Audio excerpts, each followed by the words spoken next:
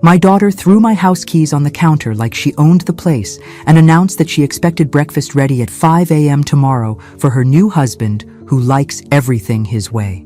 24 hours later, I was setting their alarm for 4 a.m., but the surprise I had planned for their morning coffee was going to give them a wake-up call they'd never forget. Let me tell you how we got to that moment, because what happened next changed everything. Where are you watching from today? Drop your location in the comments below and hit that like and subscribe button. My name is Patricia Whitmore, and at 52, I thought I'd seen every possible way my daughter could disappoint me. Boy, was I wrong about that. It was a Tuesday in late August when Sophia showed up at my Malibu beach house with her brand new husband, Derek, 3 massive suitcases, and an attitude that could have powered the entire Pacific Coast Highway. I was enjoying my morning coffee on the deck, watching the waves roll in, when I heard a car door slam hard enough to wake the dead.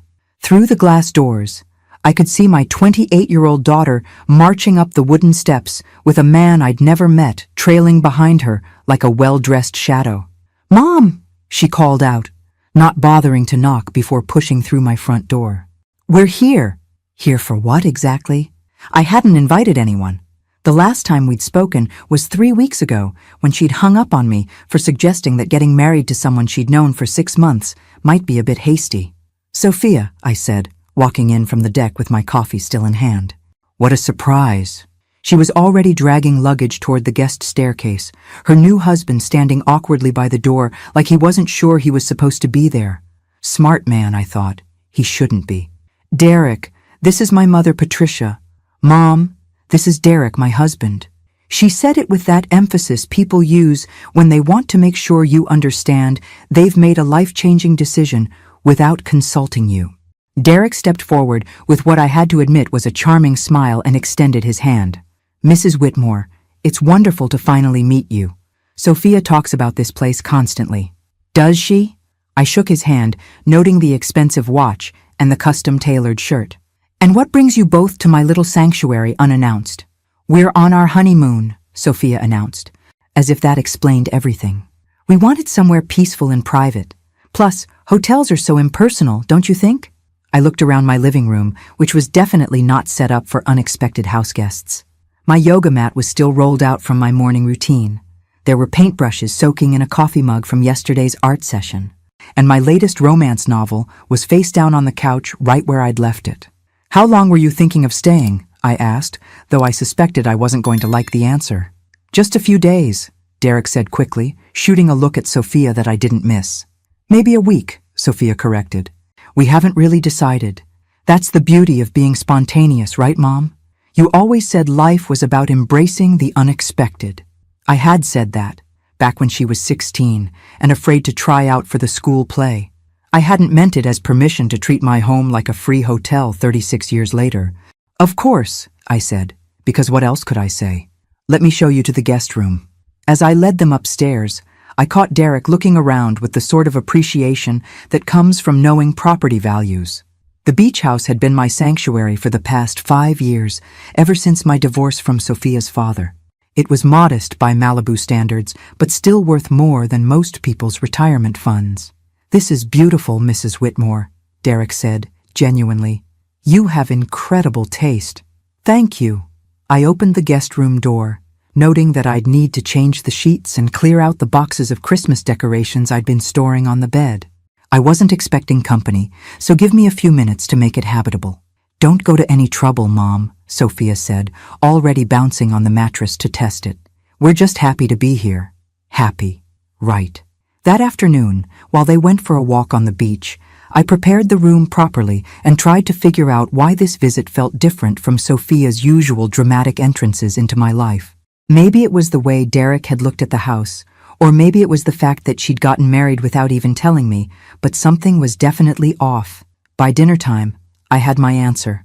Derek excused himself to take a phone call, and Sophia helped herself to a glass of my good wine without asking. "Mom, I need to talk to you about something," she said, settling onto my couch like she owned it. "I'm listening. Derek and we're not just here for a romantic getaway." She paused dramatically, swirling her wine. "We're here because we think it might be time for you to consider your living situation." "My living situation?" I kept my voice level, though something cold was beginning to spread through my chest. You're all alone out here. What if something happened? What if you fell or had an emergency? Derek thinks, and I agree, that it might be safer for you to move into something more manageable. You know, closer to town, maybe a nice condo. I stared at my daughter. This woman I'd given birth to, nursed through countless illnesses, supported through her rebellious 20s, and tried to love despite her selfish streak that seemed to grow wider every year. And you thought you'd just show up here and convince me to sell my house. Not sell it exactly. She took another sip of wine, avoiding my eyes. Derek has some experience in real estate investment. He thinks this property could be much better utilized if it was, properly managed. The pieces clicked into place like tumblers in a lock. The unexpected visit, the new husband with the expensive taste, the suggestion that I was too old and frail to live safely in my own home. How thoughtful of Derek to take such an interest in my welfare, I said. Mom, don't be like that. We're trying to help you. Help me what, exactly? Make some smart financial decisions. You could live very comfortably on the proceeds from this place, and Derek could handle all the investment details. It would be like having your own personal financial advisor. For 28 years, I'd watched my daughter's gift for rationalization, but this was impressive even for her. She'd married a stranger and was now sitting in my living room, suggesting I hand over my home to him for proper management. That's incredibly generous, I said. But I'm quite happy with my current living situation. Sophia's smile tightened. Mom, you're not getting any younger. Wouldn't it be better to make these changes while you can still enjoy the benefits? Derek chose that moment to return from his phone call, his charming smile back in place. Sorry about that. Business never stops. You know how it is. Actually, I don't, I said. What business are you in, Derek? Property development, investment consulting. I help people maximize their real estate potential. How convenient. The three of us sat there for a moment, the tension thick enough to spread on toast. Derek seemed to sense that his new wife's subtle approach wasn't working. Mrs. Whitmore, he said, leaning forward with the kind of sincerity that probably worked wonders in board meetings. I hope you don't think we're being presumptuous. Sophia just worries about you. And when she told me about this beautiful property sitting here underutilized. Underutilized? Well, for one person, it seems like a lot of house. I looked around my living room, with its floor-to-ceiling windows facing the ocean, the fireplace I'd spent countless evenings reading beside, the kitchen where I'd taught myself to cook for one, and discovered I actually enjoyed it. You're right, I said finally. It is a lot of house for one person. That's what makes it perfect. The next morning was when Sophia dropped the bomb that would change everything. I was making scrambled eggs for 3 when my daughter delivered the speech that revealed exactly how entitled she'd become in the 4 days since I'd become Mrs. Derek Castellano. Mom, I need to talk to you about expectations, Sophia said, not looking up from her phone while I stood at the stove like hired help. What kind of expectations? Derek was seated at my kitchen counter, reading financial news on his tablet and occasionally making little humming sounds at whatever he was discovering about market trends. He'd been doing that since yesterday, treating my home like his personal office space. Well, since we're staying here, I think it's important to establish some ground rules. Sophia finally looked up, and I saw that expression I remembered from her teenage years when she was about to announce something I wouldn't like. Ground rules, I repeated, flipping eggs that were starting to smell better than this conversation was going. Derek has very specific requirements for his morning routine. He's an early riser, likes to get his day started right. Quality nutrition, quiet environment for his morning calls with the East Coast. I glanced at Derek, who was nodding along like his wife was discussing something perfectly reasonable instead of treating my house like a luxury hotel where the staff could be instructed. That sounds like Derek's problem to solve, I said pleasantly. Actually, Mom, I was hoping you could help with that. Sophia's voice took on that wheedling tone that used to work when she was 7 and wanted an extra bedtime story. Since you're always up early anyway, and you love to cook, I love to cook for myself, on my schedule. Derek looked up from his tablet with a smile that probably cost him thousands in dental work. Mrs. Whitmore, what Sophia's trying to say is that we'd be incredibly grateful for any assistance you could provide. As the host, you know? Host.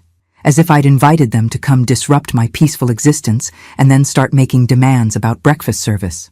I see, I said, turning back to my eggs before I said something that would reveal exactly how I was feeling about their attitude. It doesn't have to be anything elaborate, Sophia continued, apparently taking my silence as agreement. Just something ready by 5 a.m. Derek likes his coffee strong, no sugar, and maybe some eggs Benedict or fresh fruit. Nothing too complicated. 5 a.m. She wanted me to get up at 4 a.m. to prepare eggs Benedict for her husband of 6 days, who had the audacity to suggest my home was underutilized. Eggs Benedict, I said slowly, or whatever you think is appropriate. You're so good at this domestic stuff, Mom. It's really one of your strengths. One of my strengths. Like domestic service was a talent I should be proud to share rather than a set of skills I'd developed to take care of my own home and my own life. I served their breakfast and watched Derek cut into his eggs with the precision of someone who'd never had to cook for himself. He'd probably lived his entire adult life with women eager to prove their worth by anticipating his needs. "This is delicious," he said. "You're quite the chef, Mrs. Whitmore." "Thank you. It's really perfect training for when you move into a smaller place," Sophia added, apparently unable to let the real estate conversation go. "You'll have so much more time for cooking when you don't have all this space to maintain." After breakfast, they announced they were driving into town to explore and would be back for dinner.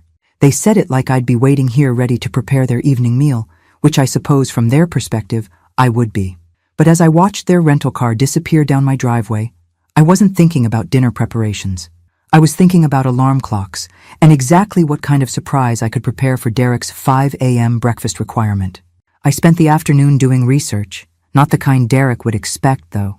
I started with my laptop, looking up property records and investment companies. Derek Castellano owned 3 LLCs, 2 of which had been dissolved in the past year. His property development business had exactly 1 project listed, a small apartment building in Riverside that was currently in foreclosure proceedings. Interesting. I also discovered that Derek had been married once before to a woman named Jennifer Walsh, who'd owned a successful catering business in San Diego. The business had been sold suddenly 2 years ago, right around the time their divorce was finalized. Even more interesting. But the most interesting thing I found was a small article in a Riverside newspaper about a lawsuit filed by elderly homeowners who claimed they'd been pressured into selling their properties below market value to an investment company that promised to handle all the details and pay them monthly proceeds that never materialized.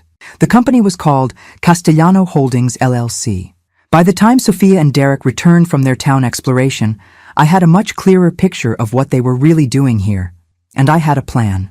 "How was your day?" I asked as they came through the door with shopping bags from expensive boutiques. "Wonderful," Sophia said, dropping packages on my coffee table. "We found this amazing real estate office in town.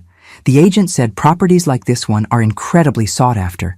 She mentioned that similar houses have sold for well above asking price recently." "Really?" Derek nodded enthusiastically. "The market is exceptionally strong right now for coastal properties. It might be the perfect time to make a move if you were considering it." "You know, I've been thinking about what you both said," I replied, and watched them exchange a quick look of triumph. "That's wonderful, Mom. I knew you'd see the logic in it." "Yes, the logic is quite clear." I smiled at Derek. "And I've been thinking about your breakfast requirements, too. 5 a.m. is quite early." "I know it's an imposition," Derek said, though his tone suggested he didn't find it imposing at all.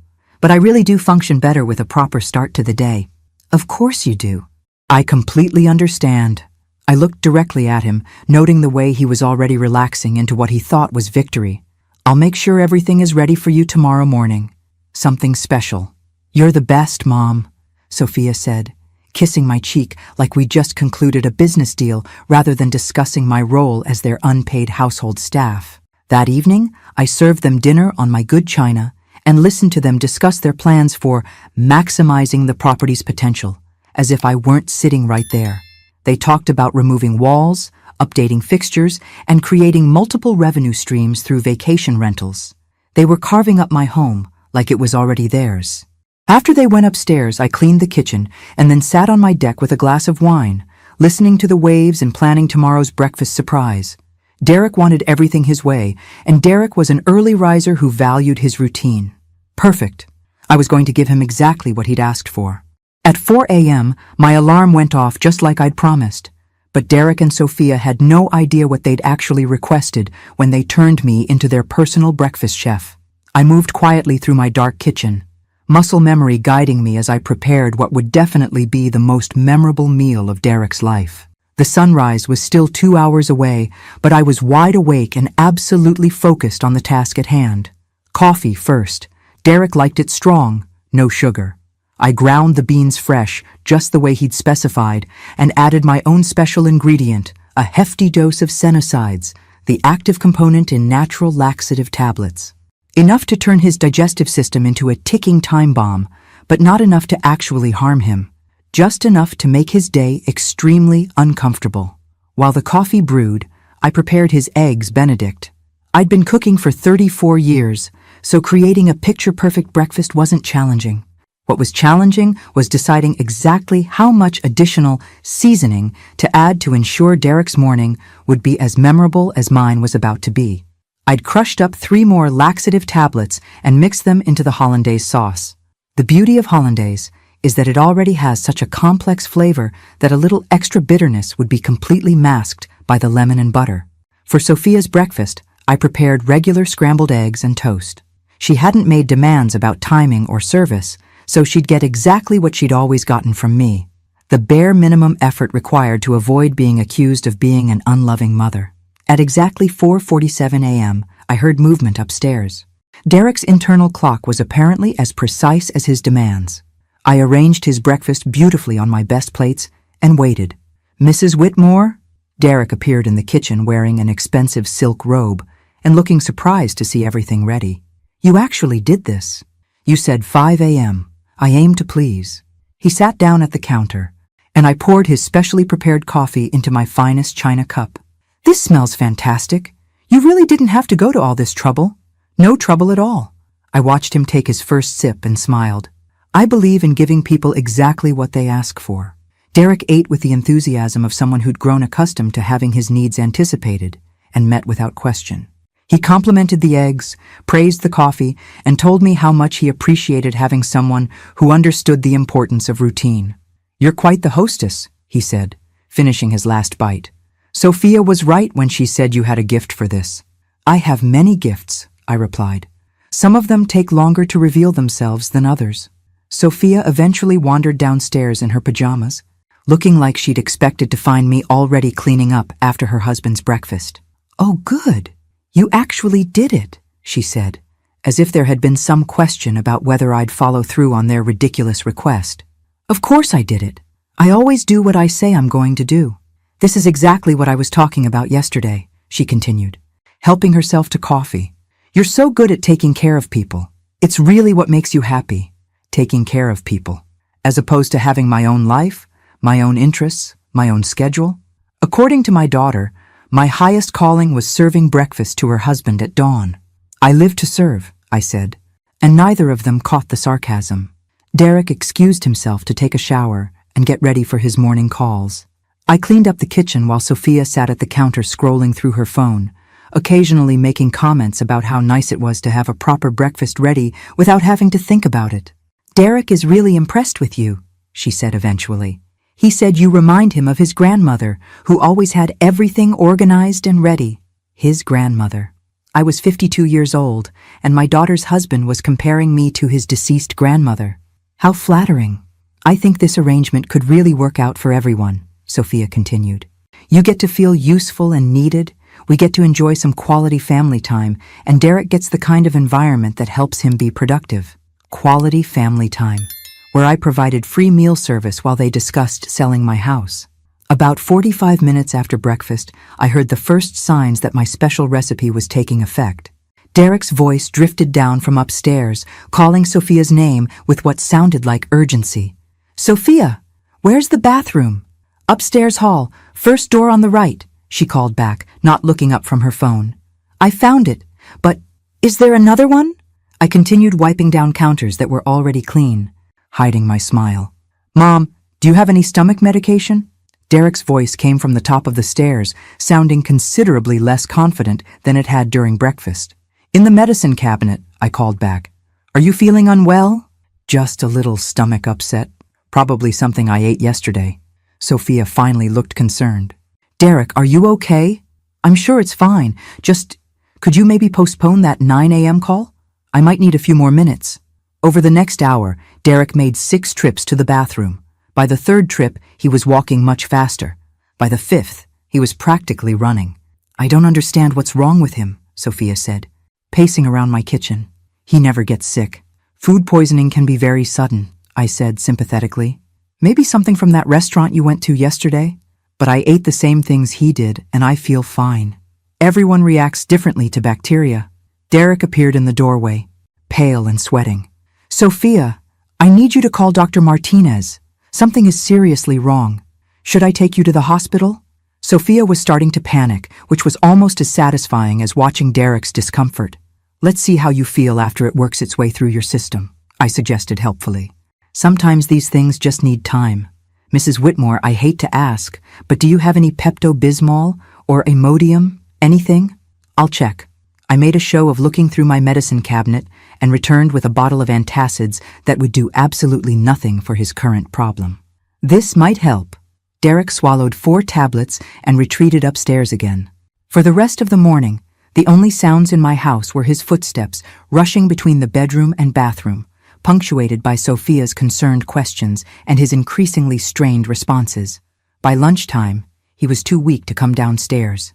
"Mom, I think we should take him to urgent care," Sophia said. "He's been sick for hours." "If you think that's best," I agreed. "Though sometimes these stomach bugs just have to run their course." "This isn't a stomach bug. This is serious." I looked at my daughter with all the concern I could muster. "You're probably right. Food poisoning can be dangerous if it gets too severe."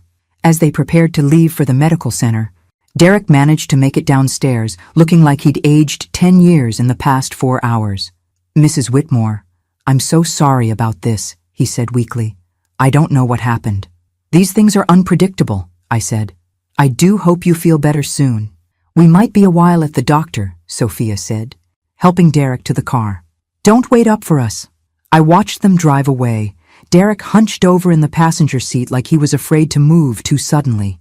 Then I went back to my kitchen and disposed of the rest of the crushed laxatives I'd hidden in the spice cabinet.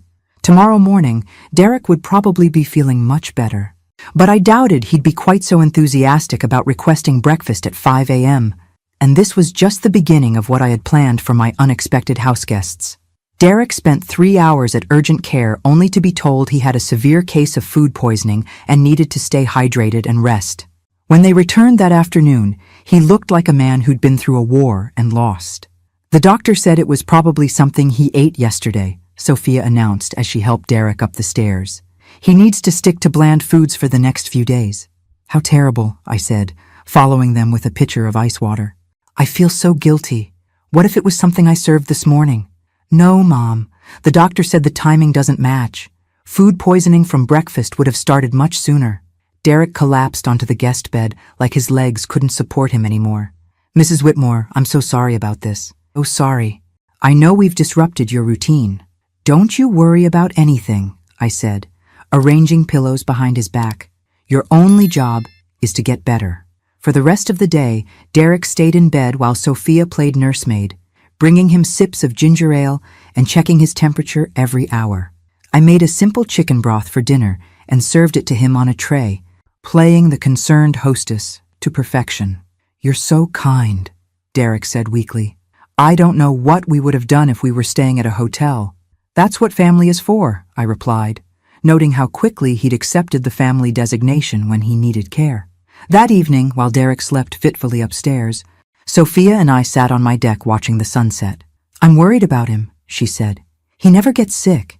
He has this whole health routine, takes supplements, exercises every day." "Sometimes our bodies surprise us," I said. "Stress can lower immunity." "Stress?" "Well, starting a new marriage, traveling, making big life decisions. That can all take a toll." Sophia looked at me sideways. "What big life decisions?" "Your suggestion about me selling this house, that's a major financial decision. I'm sure Derek feels responsible for helping me make the right choice." Oh, she seemed to consider this. Actually, we were planning to talk to you more about that. Derek has some concrete proposals he wanted to present. I'm sure he does. He really knows what he's talking about, Mom. He's helped other people in similar situations. Similar situations. Like elderly homeowners who needed guidance from a young man with expensive taste and failing businesses. I'd be very interested to hear his proposals, I said. When he's feeling better, of course. The next morning, Derek emerged from the guest room looking significantly improved, but still cautious. He'd apparently spent the night afraid to eat anything substantial, which meant my laxative surprise had done exactly what I'd intended. How are you feeling? I asked, as he tentatively sipped the herbal tea I'd prepared. Much better, thank you. I think the worst is over. I'm so glad. There's nothing worse than being sick away from home. Derek nodded, then looked around my kitchen with what I was starting to recognize as his appraising expression. Mrs. Whitmore, I hope we can continue the conversation we started a few days ago about your living situation. Of course, I've been thinking about what you said. His eyes lit up. Really? Really? In fact, your illness yesterday made me realize how isolated I am out here. If something serious happened to me, no one would know. Sophia appeared in the doorway, still in her robe. See, Mom? That's exactly what we've been trying to tell you. Yes, you've been very persuasive.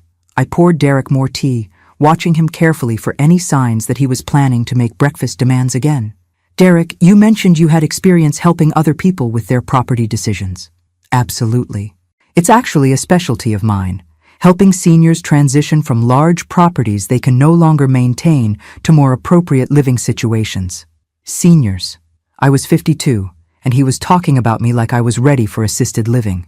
And you handle all the financial details? Everything. The property assessment, market analysis, sale negotiations, investment strategy for the proceeds. My clients don't have to worry about any of the complicated aspects. Your clients, I repeated. How many people have you helped with this kind of transition? Derek exchanged a quick glance with Sophia. Several. In fact, I just completed a successful transition for a lovely elderly woman in Riverside who was struggling to maintain her family home. The lovely elderly woman whose house was now in foreclosure proceedings. That sounds perfect, I said. I'd love to hear more details about how the process works. Well, first, we'd need to do a proper assessment of the property value. Then we'd look at your current financial situation, debts, expenses, that sort of thing. After that, I can present you with several options for maximizing your return on investment. And you'd handle the sale directly? Through my company? Yes. It's much more efficient than dealing with traditional real estate agents who don't understand the unique needs of senior property owners. I nodded thoughtfully. It sounds like you've put a lot of thought into this. I have. I can see how much stress this kind of decision would create for someone in your position. Having professional guidance makes all the difference. Someone in my position, a helpless middle-aged woman who needed a young man to swoop in and solve her problems. Derek, I said, leaning forward with what I hoped looked like genuine interest. Would it be possible to see some documentation of your previous work? Success stories, client testimonials, that sort of thing? Of course. I have a complete portfolio back in Riverside. I could have my assistant email you some examples. That would be wonderful. For the next hour, Derek laid out his vision for my future. I would sell the house to his investment company for what he called a fair market price, which would be determined by his assessment. The proceeds would be invested in a portfolio he would manage, providing me with monthly income while the principal grew over time. I would move to a small condo in a senior community where I wouldn't have to worry about maintenance or security. Derek would handle all the financial details for a modest management fee. It was a beautiful plan. For Derek. This all sounds very professional, I said when he finished his presentation. I'm impressed by how thoroughly you've thought this through. I believe in being prepared, Derek said. The real estate market can be volatile, so timing is crucial. And you think now is the right time? Absolutely. The market is strong, interest rates are favorable. And frankly, Mrs. Whitmore, you're at the perfect age to make this transition before you're forced to by circumstances. Forced to by circumstances. Like a health crisis or financial emergency that would leave me vulnerable to exactly the kind of pressure he was applying right now. I appreciate your concern for my welfare, I said. It's touching to see how much you care about my future security. Derek beamed, apparently convinced that he'd successfully manipulated a lonely middle-aged woman into handing over her most valuable asset. But Derek had no idea that while he was recovering from his mystery illness yesterday, I'd been making some phone calls of my own, to the elderly woman in Riverside whose house he'd helped her sell, to his ex-wife in San Diego, to a very interesting private investigator who specialized in real estate fraud. Derek thought he was closing in on his next victim. What he didn't realize was that I'd been setting a trap, and he was about to walk right into it. "Derek," I said, standing up from the kitchen table, "I think I'm ready to move forward with your proposal." The look of triumph that flashed across Derek's face when I agreed to his proposal was almost worth the week of listening to him treat my house like his personal resort. "That's wonderful news, Mrs. Whitmore," he said, already reaching for his phone. "I can have my team start the assessment process as early as tomorrow." "Actually," I said, raising a hand to stop him, "I'd like to invite some other people to be part of this decision. You know how complicated financial matters can be for someone my age." Derek's smile faltered slightly. "Other people?" "Well, my attorney for one, and my financial advisor. I'm sure you understand. A decision this significant requires proper legal review." Sophia looked confused. "Mom, I didn't know you had a financial advisor." "Oh yes, Harold Manning. He's been managing my investments since the divorce. Very conservative approach, but he's kept me quite comfortable." I smiled at Derek. "I'm sure you two will have a lot to discuss about investment strategies." Derek was nodding, but I could see the wheels turning behind his eyes. The presence of actual financial professionals would complicate his carefully crafted sales pitch. "Of course," he said. "I always recommend that my clients get independent verification of any proposals. It's just good business practice. I knew you'd understand. Oh, and I've also invited Jennifer Walsh to join us." The color drained from Derek's face so quickly I thought he might faint. "Jennifer? Walsh?" "Yes, your ex-wife. Such a sweet woman. We had the most interesting conversation yesterday while you were recovering." Sophia looked back and forth between us. "Derek, you talked to his ex-wife? Why would you do that?" "Just doing my due diligence," I said cheerfully. "When someone is offering to help me manage my financial future, I like to understand their background thoroughly." Derek had gone completely silent, staring at me like I'd just pulled a gun on him. "Jennifer had such fascinating stories about your business practices," I continued, "especially regarding her catering company, the one that was sold so suddenly right before your divorce." "Mrs. Whitmore," Derek said carefully, "I think there may have been some misunderstandings in whatever conversation you had with my ex-wife." "Oh, I don't think so. She was very clear about how you convinced her to put her business up as collateral for some property investments that didn't work out quite as planned." Sophia was looking increasingly alarmed. "Derek, what is she talking about?" "It's complicated, honey. Jennifer and I had some business disagreements during our marriage. She's still bitter about the divorce." "Is she bitter about the bankruptcy too?" I asked. "Or just about losing her life's work to cover your failed real estate ventures?" Derek stood up abruptly, his chair scraping against my kitchen floor. "I think there's been a serious miscommunication here." "I don't think so at all. In fact, I think the communication has been perfectly clear." I looked directly at him. "You've been very transparent about your intentions, Derek. You want to help me sell my house to your investment company, manage the proceeds through your financial services, and move me into a situation where I'm completely dependent on your expertise. That's not how I would characterize it. How would you characterize it?" "I'm trying to help you make a smart financial transition. The same way you helped Eleanor Patterson in Riverside?" This time Derek actually stepped backward. "How do you know about Eleanor?" "Oh, we've become quite friendly. She's very interested in meeting you again, actually. Something about wanting to discuss why her monthly payments stopped coming and why her house is now in foreclosure proceedings." Sophia was staring at her husband with growing horror. "Derek, what the hell is going on?" "Sophia, your mother has been listening to lies from people who don't understand legitimate business practices." "Legitimate business practices," I repeated. "Is that what you call convincing elderly homeowners to sell their properties below market value to your investment company, then failing to provide the promised monthly payments? Those are complicated financial instruments, sometimes market conditions, sometimes con artists get caught," I interrupted, "and sometimes their new wives discover that they've married a fraud." Derek's mask of charm was completely gone now, replaced by the cold calculation I'd suspected was underneath all along. "You have no idea what you're talking about," he said, "and you have no proof of anything inappropriate. Actually, I have quite a bit of proof. Harold Manning, my financial advisor, is also a forensic accountant. He's been very interested in reviewing the financial records for Castellano Holdings LLC." Derek went completely still. "You don't have access to those records." "No, but the state of California does, especially when multiple complaints have been filed about fraudulent business practices."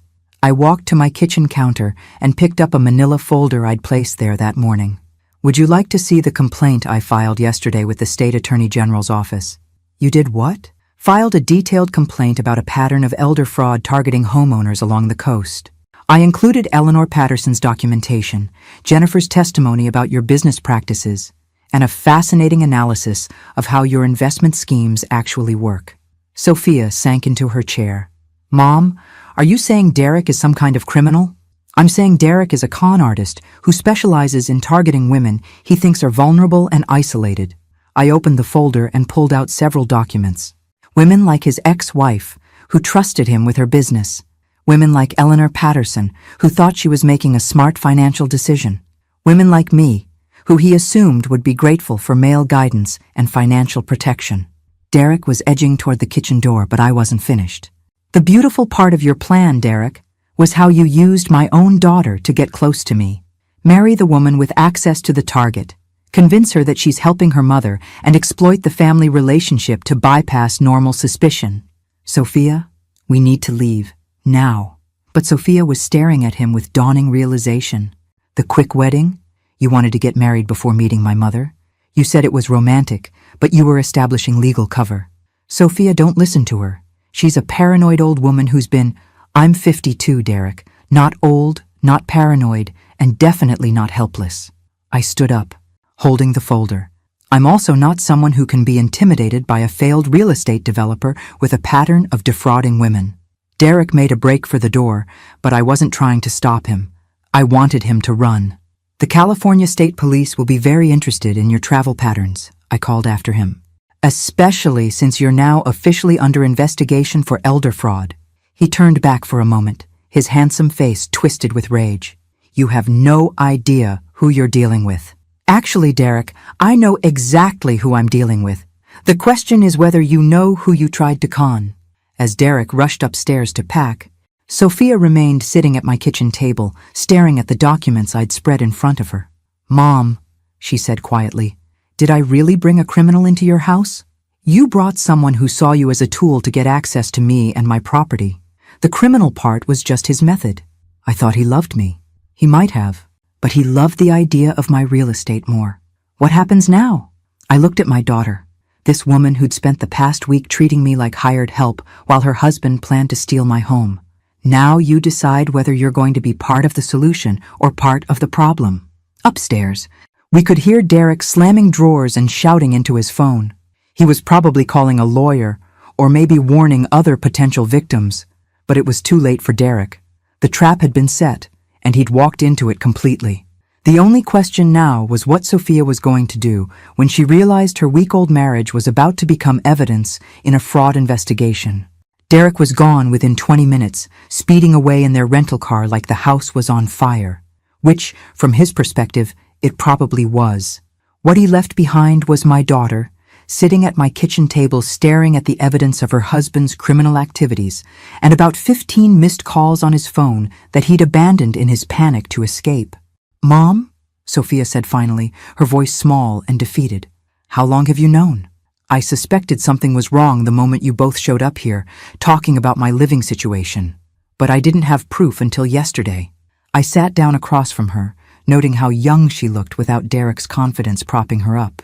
"The question is, how much did you know?" "Nothing," she said quickly. "I swear, Mom, I thought he was legitimate. He showed me financial documents, client testimonials, everything looked professional. Did it occur to you to wonder why a successful investment consultant would be so interested in marrying someone he'd known for 6 months?" Sophia's face crumpled. "I thought he loved me. He was so charming, so attentive. He made me feel special." "You are special, sweetheart." But Derek wasn't interested in special. He was interested in access. Derek's abandoned phone buzzed again. I glanced at the screen and saw a name that made my blood run cold. Eleanor Patterson. Sophia, I need to answer this call. Mrs. Castellano? The elderly woman's voice was shaky and frightened. I've been trying to reach Derek all morning. The bank called again about the foreclosure proceedings, and I don't understand what's happening. Mrs. Patterson, this is Patricia Whitmore, Derek's mother-in-law. I'm afraid Derek isn't available right now. Oh, well, maybe you can help me.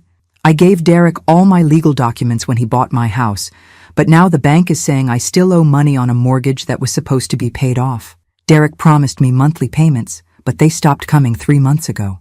I felt sick listening to her confusion and fear. This woman had trusted Derek with her home and her financial security, and he'd left her facing homelessness. Mrs. Patterson, I'm going to give you some phone numbers. There are people who can help you, but you need to contact them today. After I finished giving Eleanor the contact information for the State Attorney General's Elder Fraud Division and a nonprofit legal aid organization, I hung up and looked at my daughter. That's what your husband does, Sophia. He preys on older women who trust him. But I'm not older, and I don't have any assets he could steal. No, but you have something even more valuable. You have me. Sophia was quiet for a long time, processing the reality of her situation. She was legally married to a man who was about to be charged with multiple counts of fraud. Even if she hadn't participated in his schemes, her association with him would complicate her life for years. What do I do now? She asked. You make a choice. You can contact Derek, warn him about the investigation, and try to help him avoid prosecution. Or you can cooperate with the authorities and try to minimize the damage to your own life. You make it sound simple. It is simple. Not easy, but simple. I reached across the table and took her hand. Derek is a criminal, Sophia. The only question is whether you're going to be his accomplice or his victim.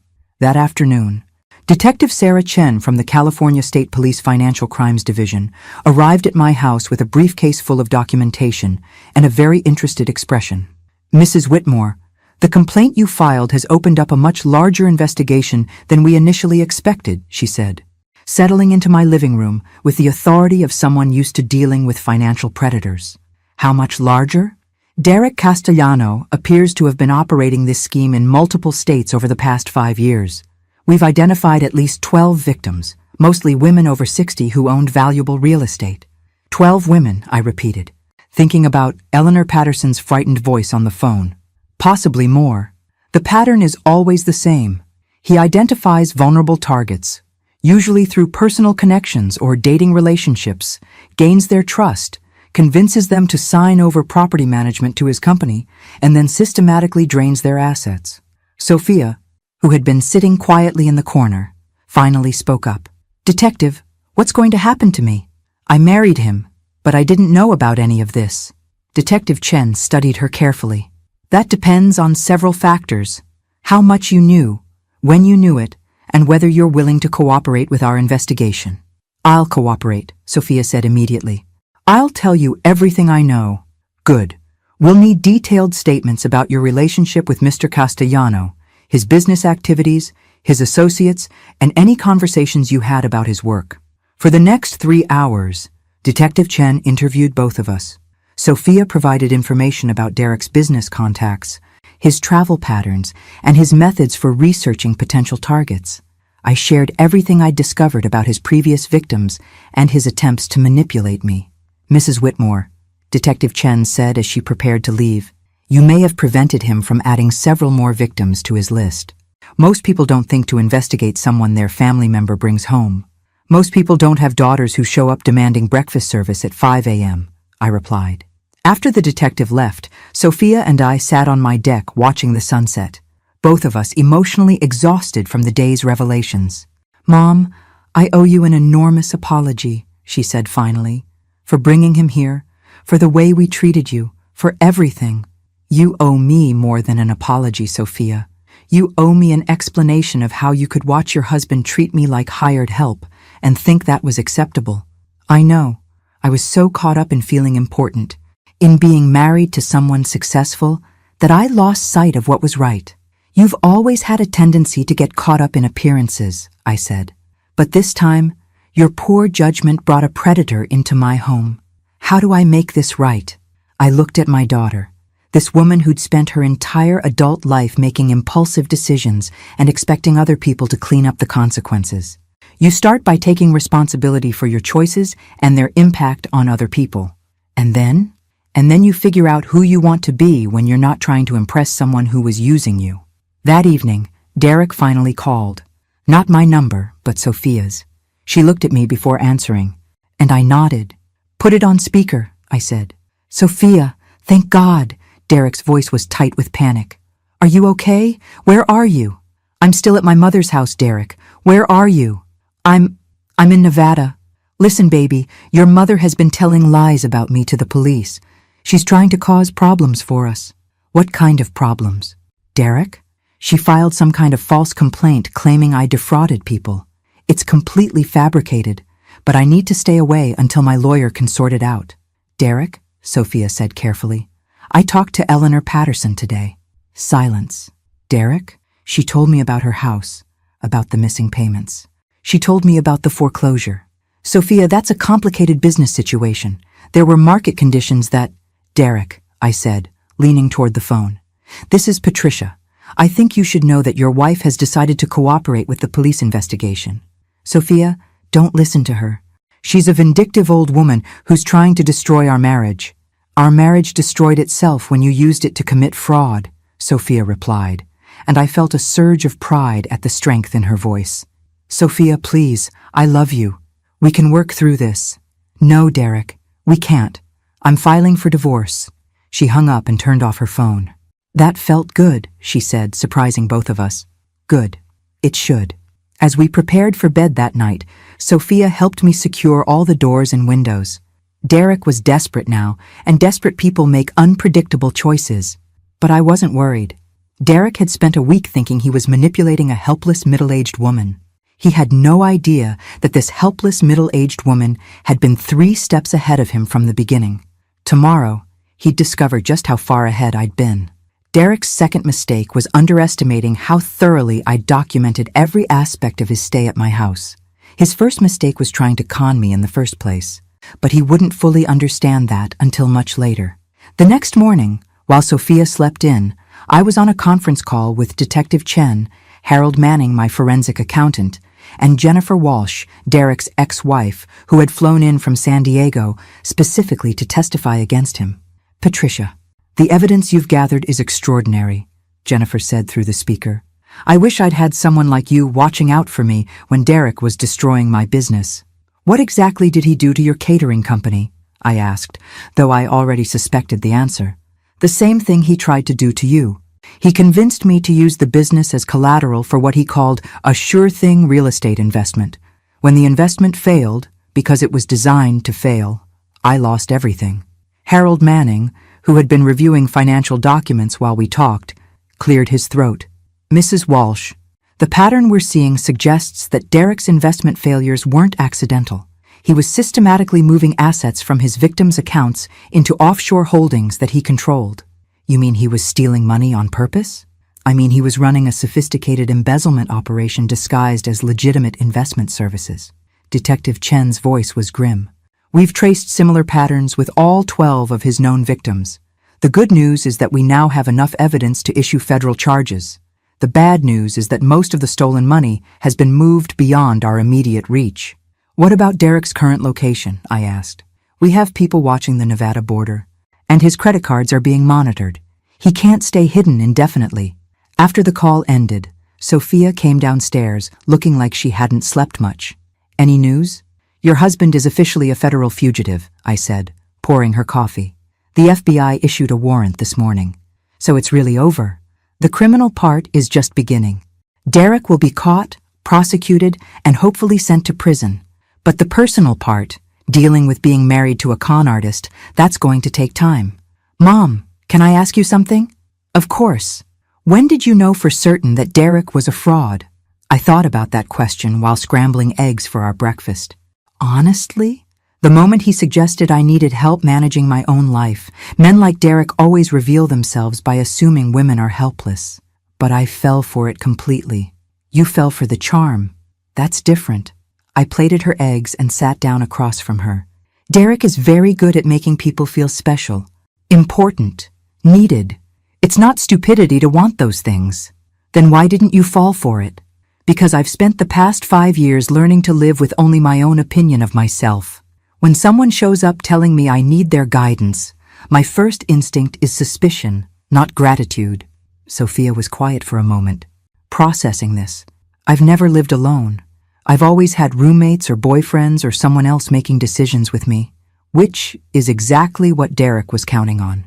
That afternoon, my peaceful morning was interrupted by the sound of a car in my driveway. But it wasn't Derek returning. It was a black sedan with government plates. Mrs. Whitmore? A tall man in a suit approached my front door.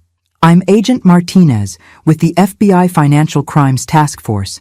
We need to talk to you about Derek Castellano.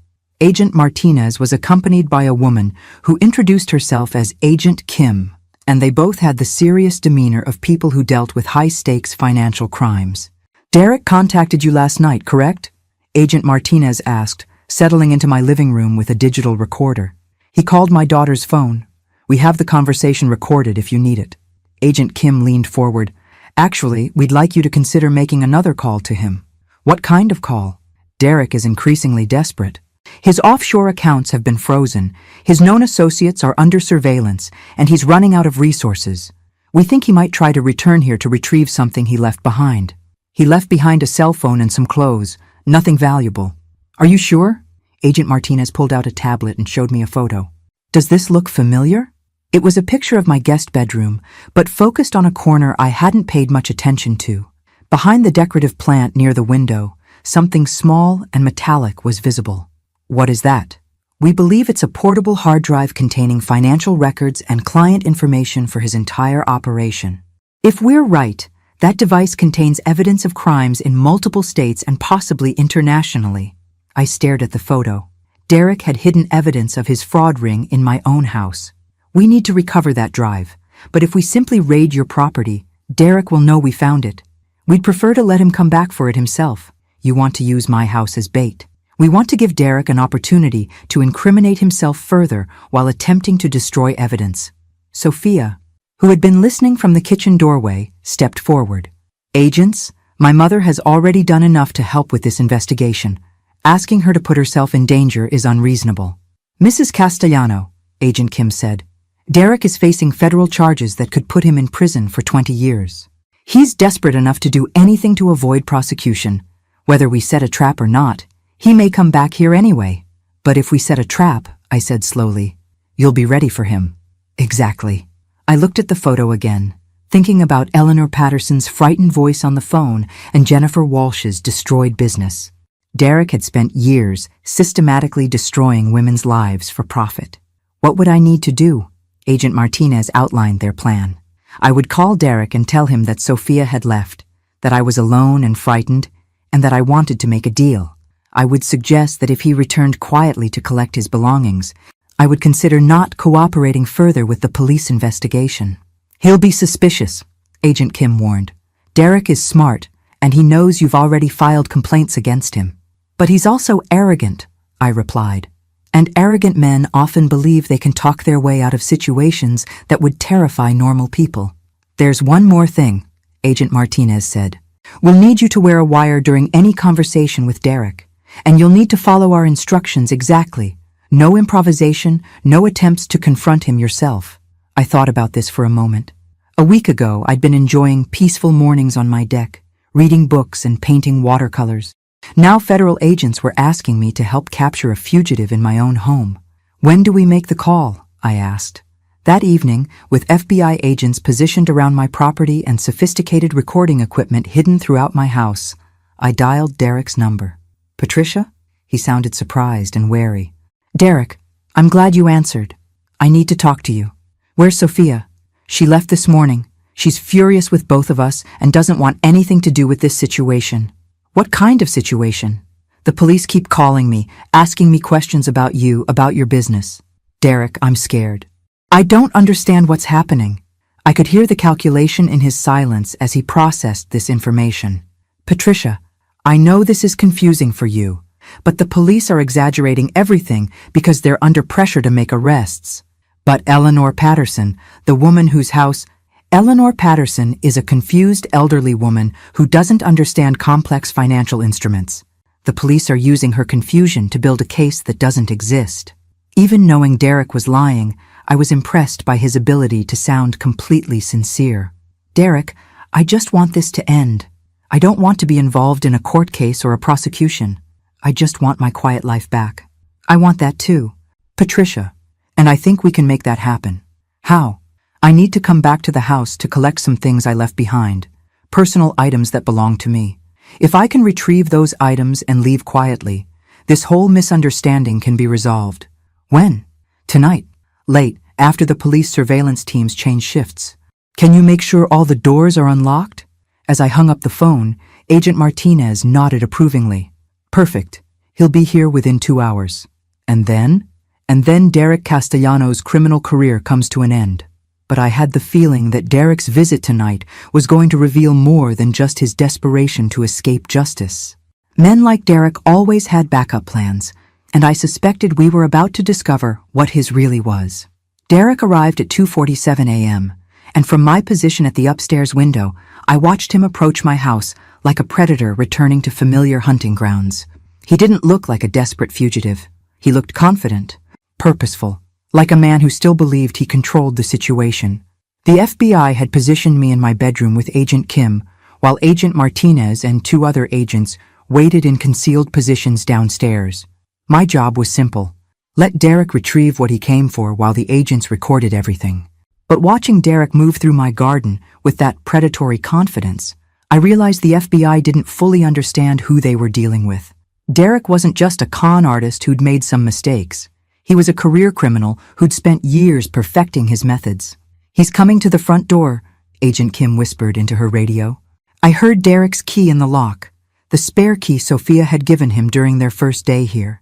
He'd kept it when he fled, which meant he'd always planned to return. Patricia?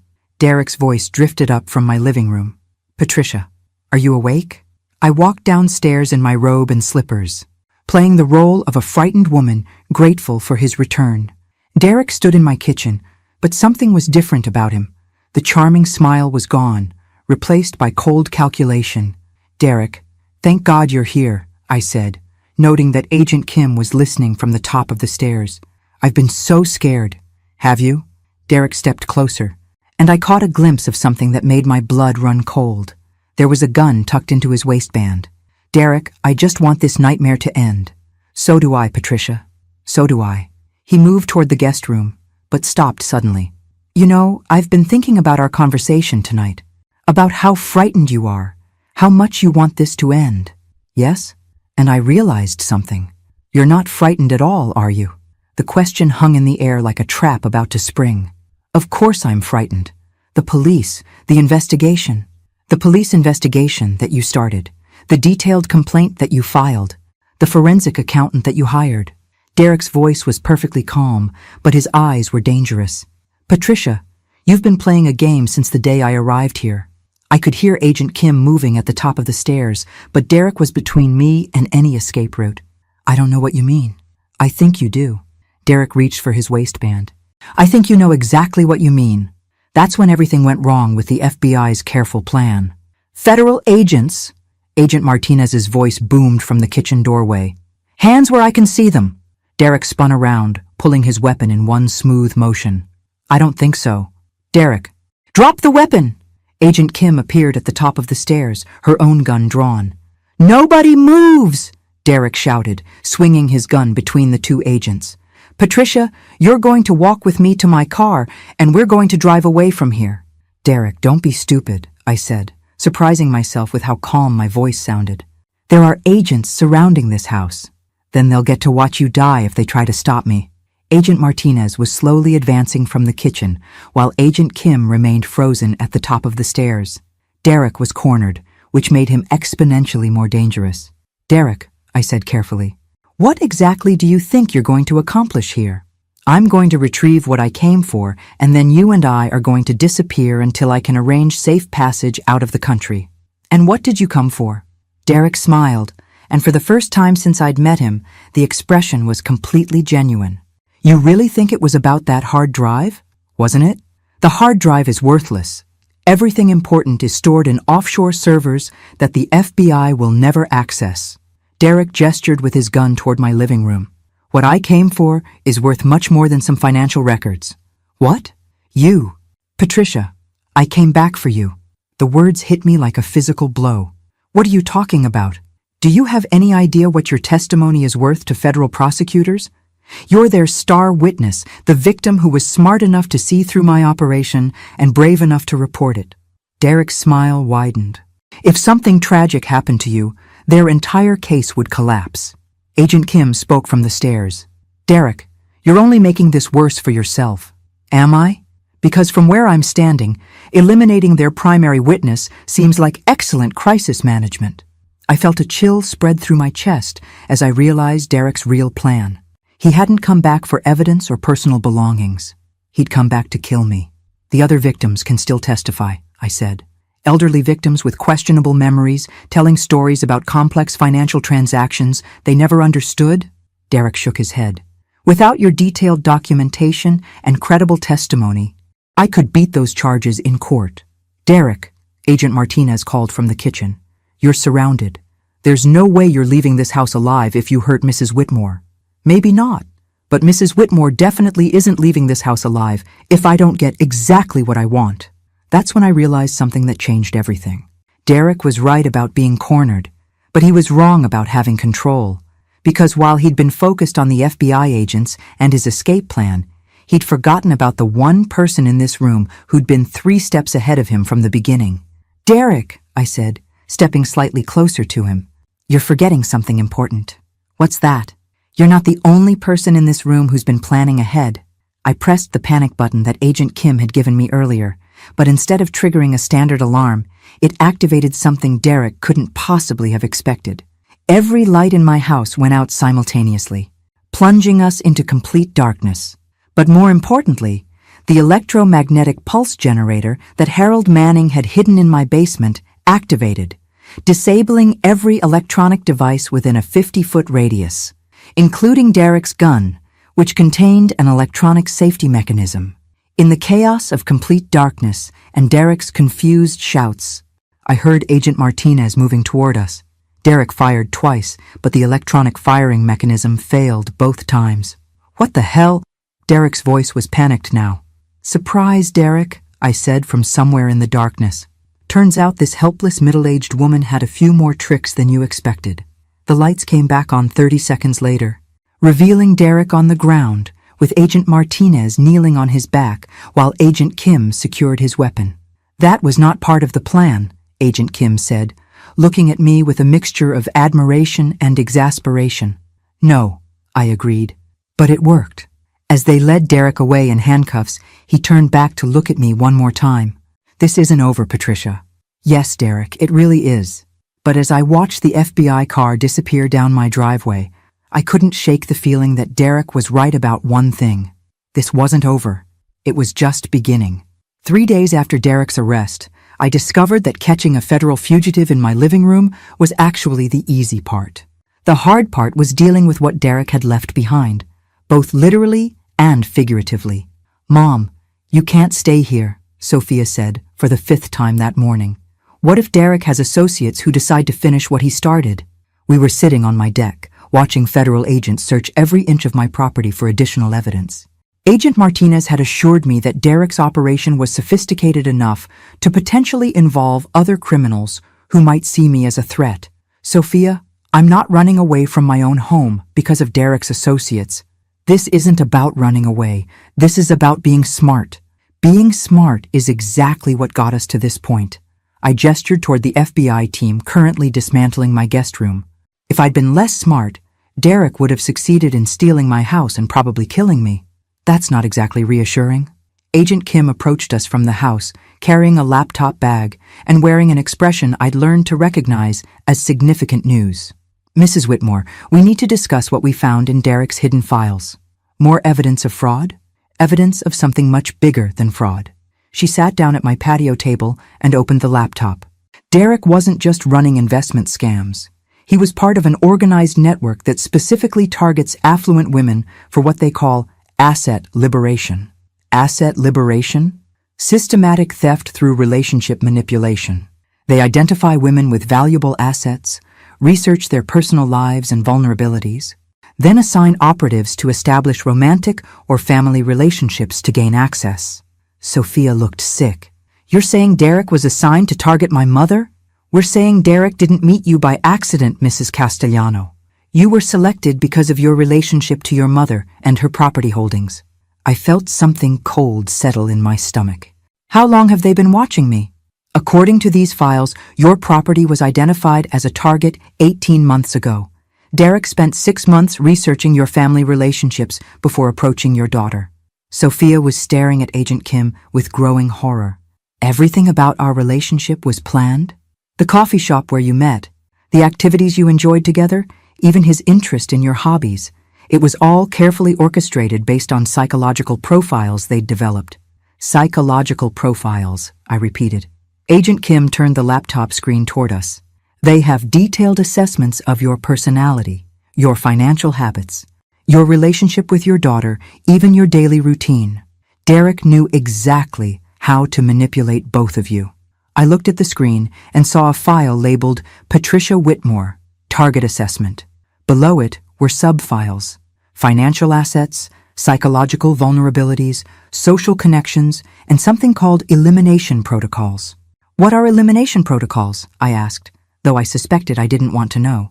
Contingency plans for what to do if a target becomes problematic. In your case, they had 3 options: discreditation, incapacitation, or termination. Termination, Sophia whispered. They were planning to kill her? Only if the other methods failed. But Mrs. Whitmore's resistance to Derek's initial approach triggered their escalation procedures. I thought about Derek standing in my kitchen with a gun, calmly explaining that eliminating me would collapse the federal case against him. It hadn't been a desperate decision. It had been a calculated business strategy. Agent Kim, how many other women are currently being targeted by this network? Based on what we've found so far, at least 30 active operations across 12 states. 30 women who don't know they're being systematically manipulated by professional criminals. Exactly. I stood up and walked to my deck railing, looking out at the ocean that had been my sanctuary for 5 years. The waves were exactly the same as they'd been yesterday, but everything else felt different now. What happens next? I asked. Derek has agreed to cooperate with our investigation in exchange for a reduced sentence. He's providing information about the network's operations, leadership structure, and other targets. And the other women? We're working to identify and protect them. But Mrs. Whitmore, your case is crucial to our prosecution strategy. You're the only target who recognized the scam and documented it thoroughly enough to build a federal case. Which means you'll need to testify in multiple trials, potentially over the next 2 years, and you'll need to remain available and protected during that entire period. Sophia stood up abruptly. 2 years? Mom, you can't live under federal protection for 2 years. Actually, Agent Kim said, we have a proposal that might interest both of you. She explained that the FBI was developing a task force specifically to combat romance and family relationship fraud targeting older adults. They needed someone with my experience and analytical skills to help identify other operations and train agents to recognize the warning signs. You want me to become a federal consultant? We want you to help us stop other women from going through what you experienced and what Eleanor Patterson and Jennifer Walsh experienced. I thought about Eleanor's frightened voice on the phone, about Jennifer's destroyed business, about the 30 women currently being manipulated by criminals who'd studied their psychological vulnerabilities. What would that involve? Training sessions with agents and victims, reviewing case files to identify patterns, and occasionally serving as an undercover consultant when we encounter sophisticated operations. Undercover? Women like yourself, who've survived these attacks, are uniquely qualified to help other targets recognize the warning signs. Sometimes the best way to break up an operation is to have someone with your experience approach the target directly. Sophia was shaking her head. Mom, this sounds incredibly dangerous. More dangerous than pretending these networks don't exist? I looked at her. Sophia, Derek fooled you completely. He fooled Jennifer Walsh, he fooled Eleanor Patterson, and at least 12 other women. But he didn't fool me, because you were suspicious of him from the beginning. Because I'd learned to trust my own judgment over other people's charm. I turned back to Agent Kim. What kind of protection would be provided for these undercover operations? Full surveillance, backup teams, and extraction protocols. You'd never be in actual danger. Just like Derek's arrest was supposed to be completely safe, Agent Kim had the grace to look embarrassed. That operation had complications we didn't anticipate, but we've learned from those mistakes. I spent the rest of the afternoon thinking about Agent Kim's proposal. The idea of helping other women avoid Derek's type of manipulation was appealing, but the reality of putting myself in potentially dangerous situations was sobering. That evening, while Sophia made dinner, I called Jennifer Walsh. "Patricia, how are you holding up after everything that happened?" "I'm okay, Jennifer, but I wanted to ask you something. If you'd had someone to warn you about Derek's methods before he destroyed your business, would that have made a difference?" "Absolutely. If I'd known what to look for. I never would have trusted him with my company, even if that someone had to put themselves at risk to reach you." Jennifer was quiet for a moment. "Are you thinking about working with the FBI?" "I'm thinking about making sure Derek's network doesn't destroy any more lives." "Then I think you should do it. And I think you should know that I'm planning to do it too." After I hung up, I found Sophia sitting on the deck with 2 glasses of wine. "Mom, I need to tell you something," she said as I joined her. "I've been thinking about everything that's happened, about how Derek manipulated both of us, about how I let him treat you." "Sophia, let me finish. I've spent my whole adult life looking for someone else to make me feel important, valuable, worth something. Derek was just the latest in a long line of people I thought would complete me. And now? Now I think maybe I need to learn how to complete myself first." She took a sip of wine. "I want to help with this FBI task force thing." "Sophia, you don't have the experience." "I have different experience. I know what it feels like to be manipulated by someone like Derek. I know how they make you feel special and important while they're actually using you." She looked at me directly. "Maybe there are other women out there who need to hear from someone who fell for it completely before they learn to see through it." As I sat there watching the sunset with my daughter, I realized that Derek's biggest mistake hadn't been underestimating me. It had been bringing us together in a way that forced us both to become stronger than we'd ever been apart. Tomorrow, I would call Agent Kim and accept her proposal. But tonight, I was just going to enjoy the fact that my daughter had finally figured out the difference between being used and being valued.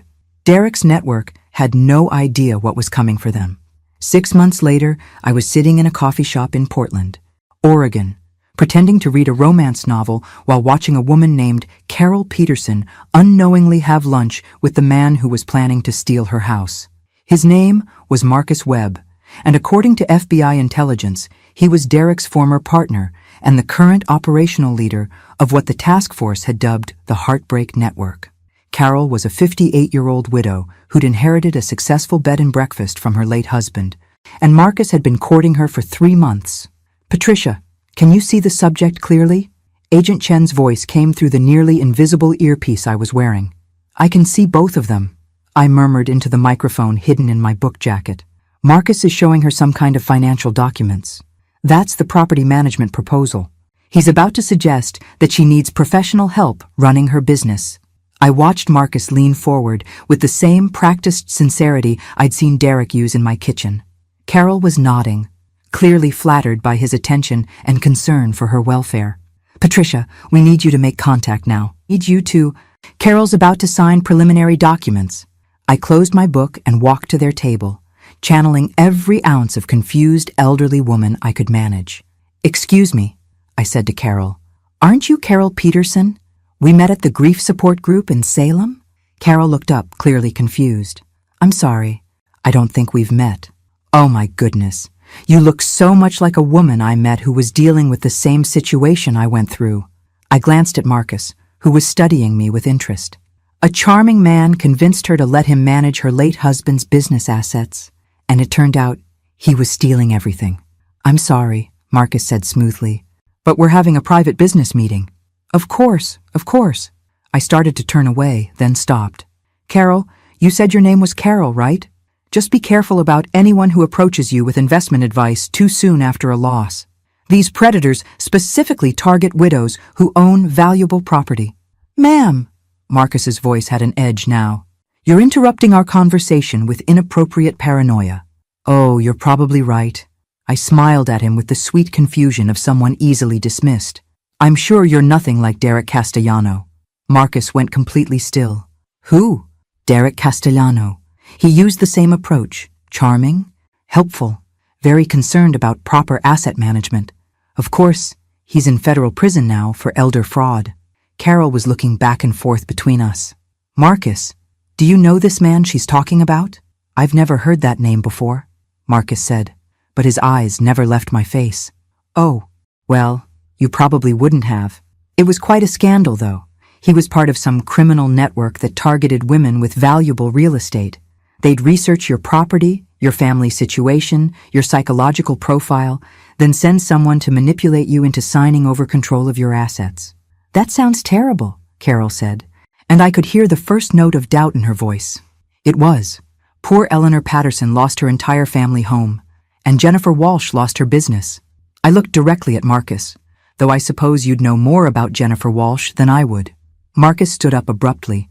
Carol, we should continue this conversation elsewhere. Actually, I said, sitting down in his vacant chair, I think Carol should hear about the investigation before she signs anything. What investigation? Carol asked. The FBI task force that's currently tracking at least 12 active operations targeting widows with valuable property. They have quite a sophisticated network, detailed psychological profiles, backup stories, even fake references. Marcus was edging away from the table.